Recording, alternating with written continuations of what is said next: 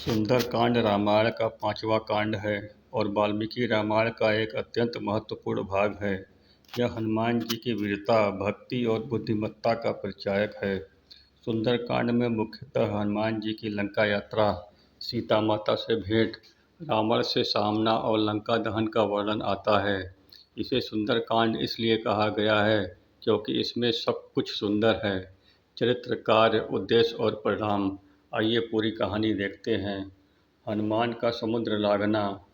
हनुमान जी को जामवंत जी उनकी शक्ति की याद दिलाते हैं। फिर हनुमान जी संकल्प लेकर विशाल रूप धारण करते हैं और महेंद्र पर्वत से विशाल छलांग लगाकर समुद्र पार करने निकलते हैं। रास्ते में उन्हें कई बाधाओं का सामना करना पड़ता है। मेनका पर्वत विश्राम के लिए आग्रह करता है, पर हनुमान जी मना कर देते हैं।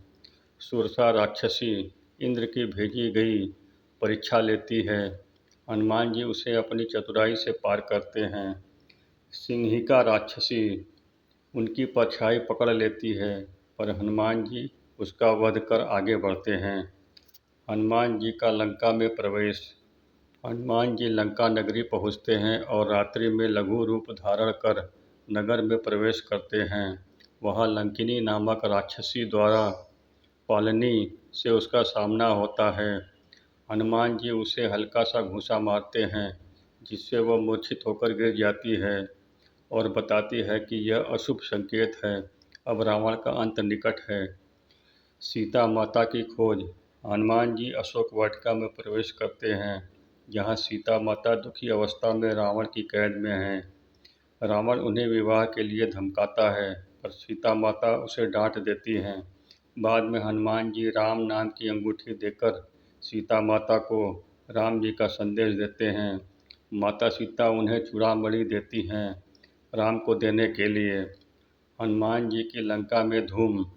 सीता माता से अनुमति लेकर हनुमान जी लंका के अशोक वाटिका में राक्षसों का संहार करते हैं। वे रावण के पुत्र अक्षय कुमार को मार डालते हैं। अंततः उन्हें मेघनाद बंदी बनाता है और रावण के दरबार में ले जाता है। हनुमान जी रावण को श्री राम का संदेश सुनाते हैं और चेतावनी देते हैं। रावण क्रोधित होकर उनकी पूंछ में आग लगवा देता है। हनुमान जी अपनी पूंछ से पूरी लंका में आग लगा देते हैं और फिर समुद्र पार करके वापस श्री राम के पास लौटते हैं। राम को समाचार देना। हनुमान जी सीता माता का संदेश, चूड़ामणि और लंका के हालात श्री राम को बताते हैं। श्री राम बहुत प्रसन्न होते हैं और हनुमान जी को गले लगा लेते हैं। सुंदरकांड के प्रमुख संदेश। भक्ति और सेवा। हनुमान जी का चरित्र सेवा और भक्ति का आदर्श है। धैर्य और साहस। संकटों में भी साहस नहीं खोना चाहिए। बुद्धि और विवेक। कठिन परिस्थितियों में चतुराई से निर्णय लेना आवश्यक है।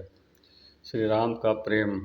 सच्चे भक्त की भक्ति को राम जी स्वयं स्वीकार करते हैं। 5वां अध्याय समाप्त। Please like and subscribe, comment and share.